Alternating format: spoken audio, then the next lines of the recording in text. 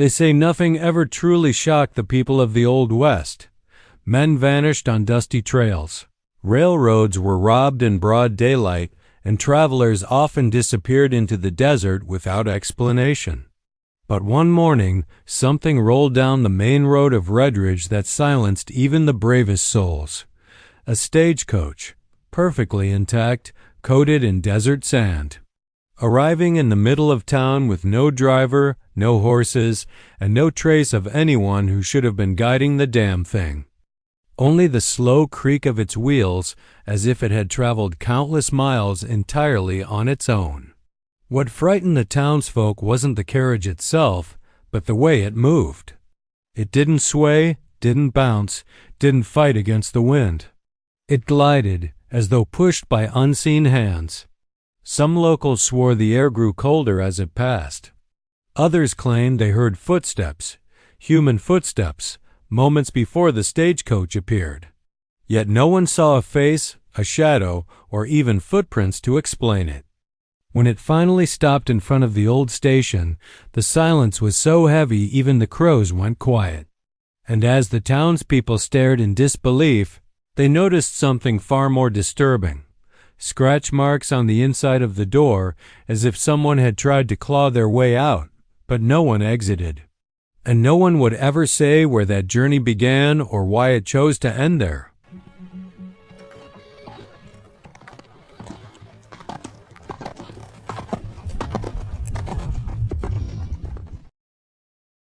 Redridge was a small town wedged between dry mountains and valleys so quiet that even the wind seemed reluctant to cross them. Its residents, farmers, miners, and a handful of merchants, lived predictable, unremarkable lives. Nothing extraordinary ever happened, and that was precisely why the arrival of a driverless stagecoach shook the town to its core.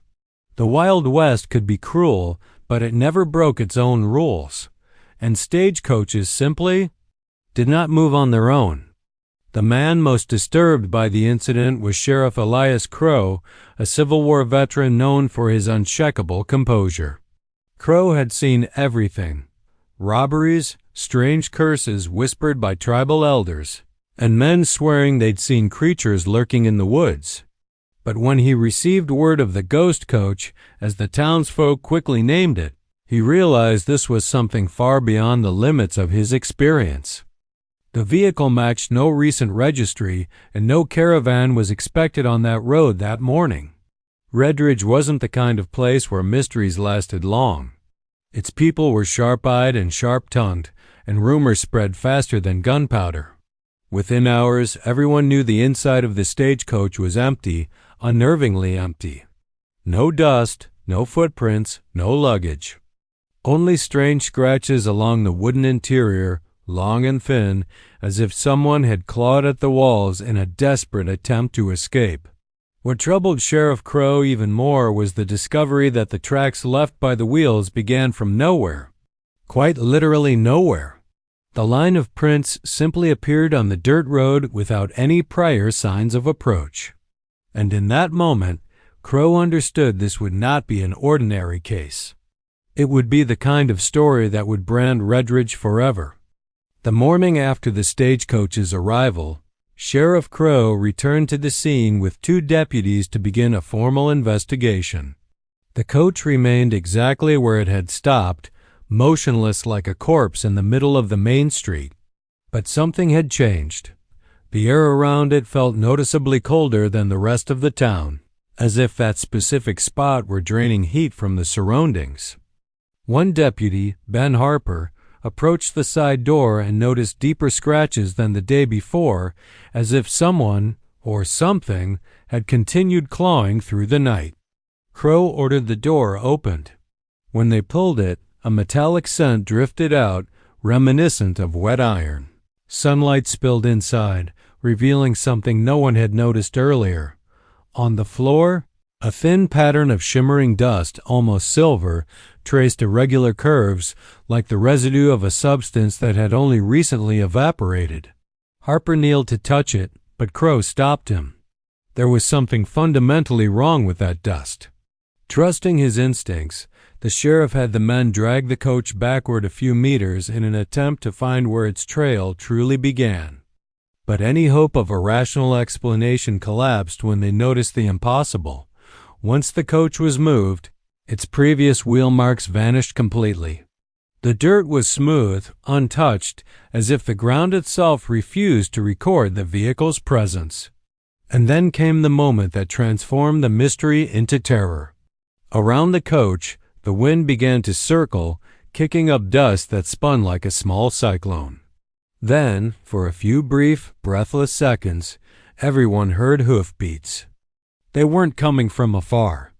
They came from right there, from nowhere, from the empty air beside the unmoving coach. And Sheriff Crow, a man who had never known fear, felt a chill he could not hide. From that moment on, nothing would ever be the same. Sheriff Elias Crow decided to begin the investigation with the obvious approach: determine whether any nearby town had reported a missing stagecoach, its passengers, or driver. Redridge was isolated, but caravans often crossed the region heading toward Fort Meridian. Crow sent riders and telegraphs to outposts north and south, waiting for the inevitable notice of a delayed or diverted coach. But the replies came back unanimous. Not a single stagecoach had departed, gone missing, or changed route in the past 3 days. According to every official record, nothing was missing on the territory's roads. Frustrated, Crow returned to the coach and inspected it more carefully. That was when he found the first concrete clue, though no less disturbing.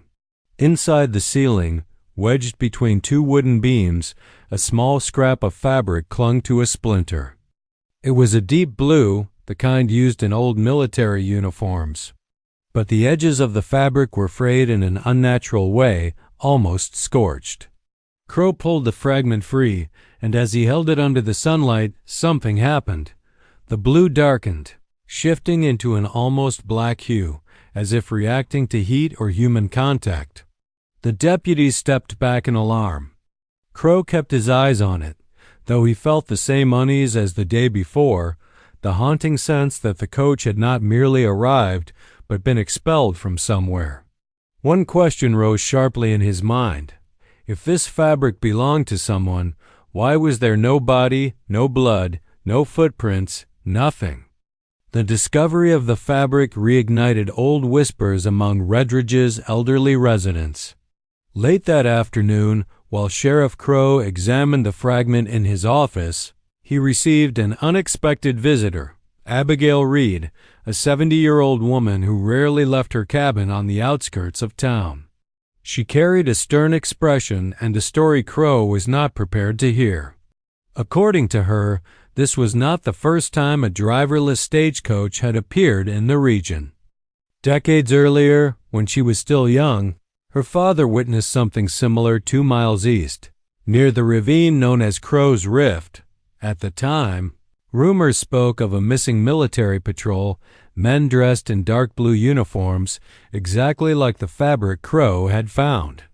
Abigail described that old coach as a carriage that came from nowhere and went nowhere, carried forward by the wind, wrapped in a silence that didn't belong to the living. Crow initially dismissed the tale as the product of fading memories and local superstition. But Abigail insisted. The fabric he found matched perfectly the color of the lost patrol's uniforms. And more, she claimed that the night before she had seen lights moving atop Crow's Rift as if lanterns were being swung back and forth in the distance. The sheriff wanted to dismiss it all as the fears of an aging woman. He wanted to. But there was something in her certainty that unsettled him. And above all, one contradiction lingered, sharp and persistent. If no stagecoach was reported missing, why did Abigail's story echo the event unfolding now? That night, unable to ignore Abigail Reed's story, Sheriff Crow returned to the stagecoach with nothing but a lantern and his old shotgun. Something in her words echoed inside him, as if distant pieces of a puzzle were slowly shifting into place. As he approached the coach, he noticed a detail he had missed earlier. The scratch marks on the interior walls, already deep, now extended farther than before, as if the wood had given way, or as if whatever had made them was still trying to get out. Crow raised the lantern and carefully lit the inside. The silver dust was still there, but it seemed rearranged, forming sharper lines that almost resembled symbols. He tried to follow the patterns, searching for logic, but after staring too long, he felt a faint dizziness, a strange pull behind his eyes. He looked away, steadied his breath, and then noticed something new. Faint writing carved into the inner door. Not scratched. Etched, deliberate.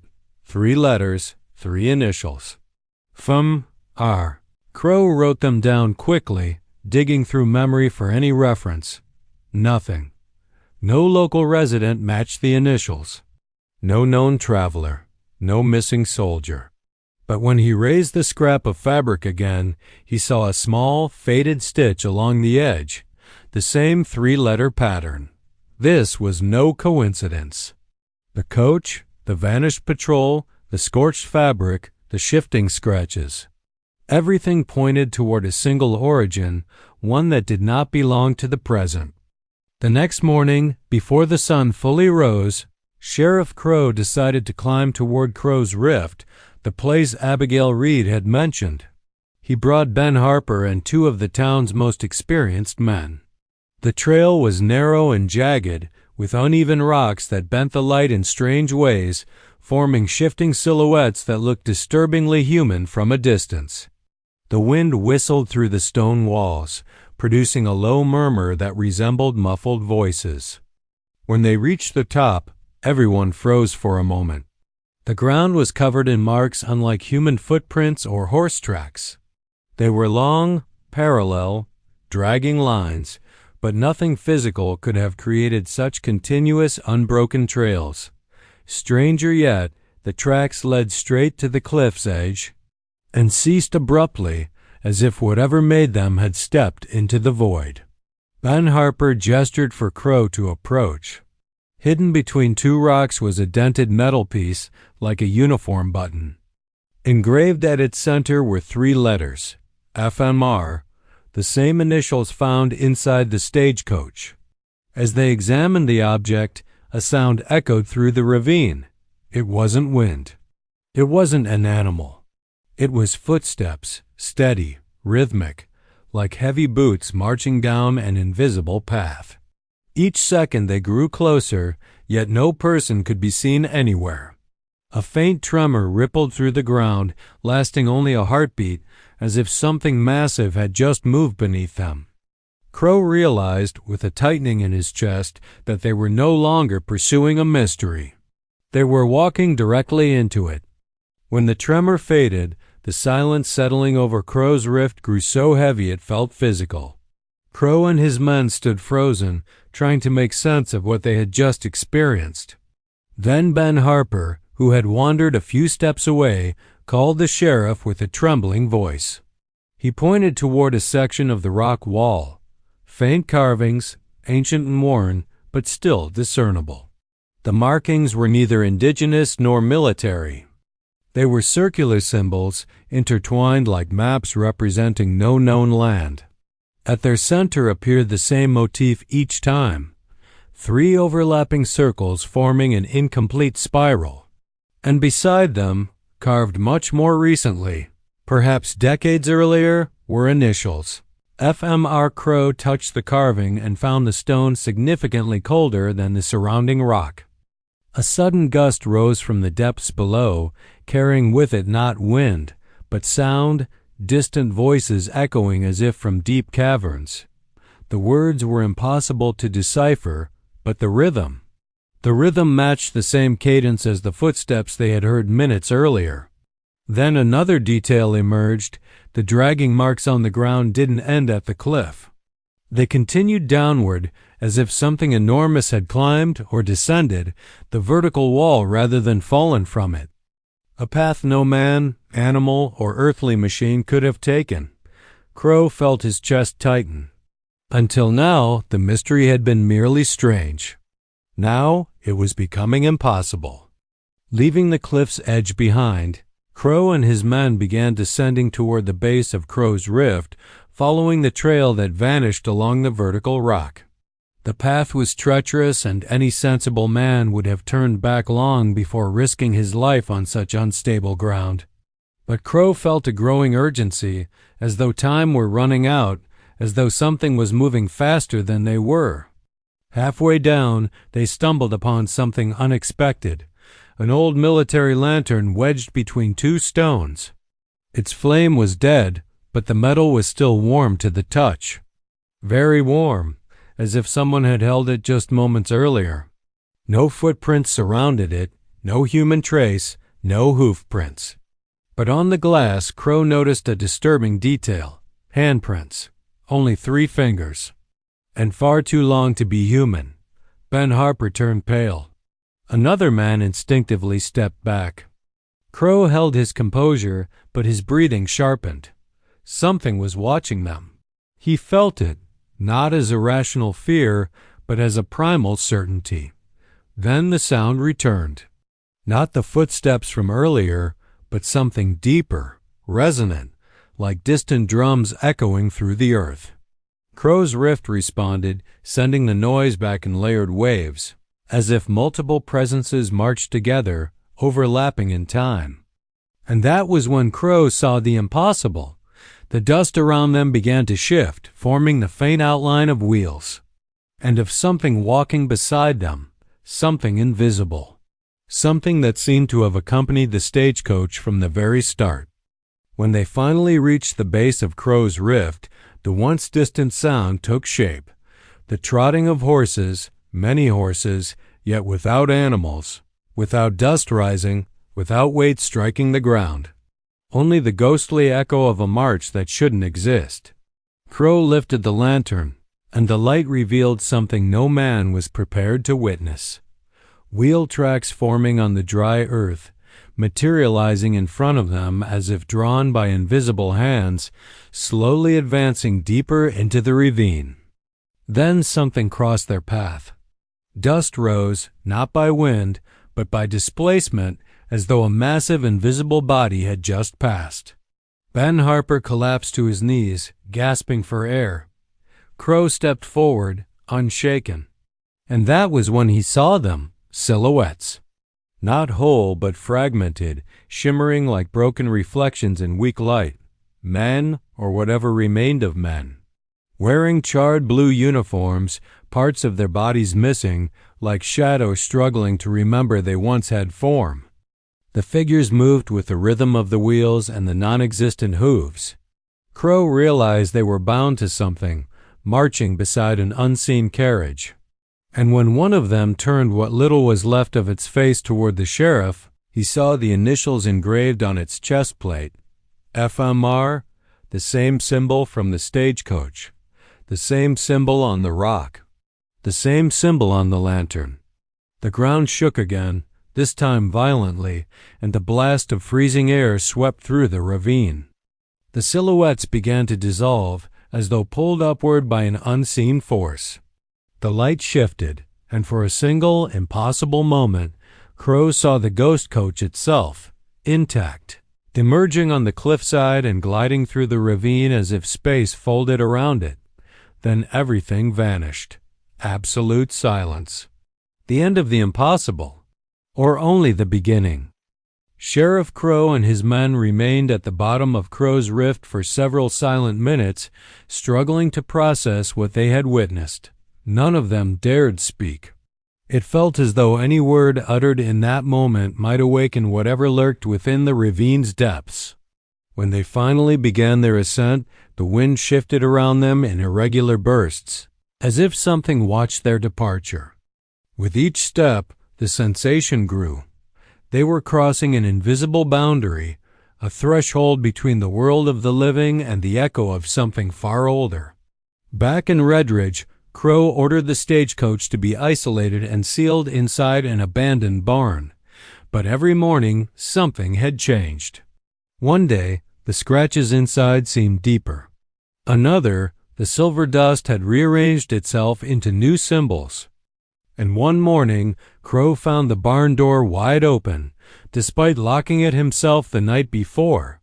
The coach was still there, but now tilted ever so slightly forward, as if it had attempted a single tentative step. Crow gathered the recovered items, the scorched fabric, the metal button, the three-fingered lantern, and the initials FMR, trying to form a rational picture. The only viable conclusion was unsettling. This wasn't a simple disappearance.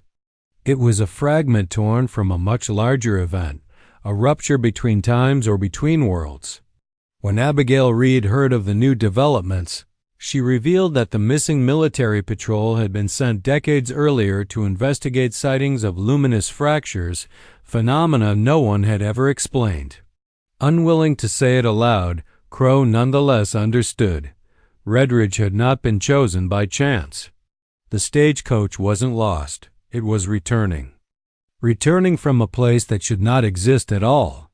And perhaps it was trying to finish something that began long before any of them were born. As night fell and the noises inside the barn finally went silent, Crow accepted the truth he had been avoiding. What arrived that day wasn't a vehicle. It was a warning. And warnings always come back.